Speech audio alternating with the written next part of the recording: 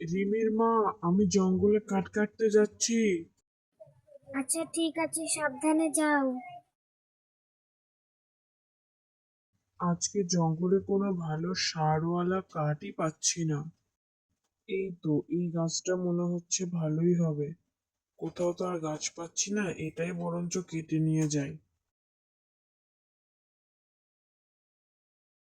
হায় হায় হায়, আমার এ কি সর্বনাশ হলো! গাছে একটা কোপ দিতে না দিতেই কোড়ালটা জলে পড়ে গেল।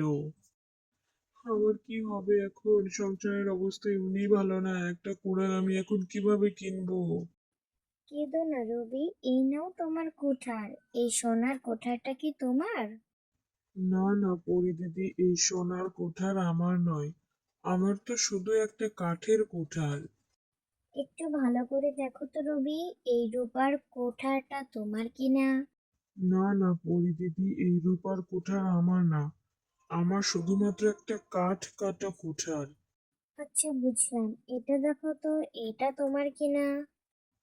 হ্যাঁ হ্যাঁ পরি দিদি, এইটাই আমার কোঠার, কাঠ কাটতে গিয়ে জলে পড়ে গিয়েছিল। এই আমার হারিয়ে যাওয়া কোঠার। তোমার সততা দেখে আমি খুব খুশি হয়েছি। তুমি চাইলে লোভ করতে পারতে, তুমি বলতে পারতে রূপা আর সোনার কুঠারটা তোমার, কিন্তু তুমি বলনি, তাই খুশি হয়ে এই তিনটেই আমি তোমাকে দিলাম।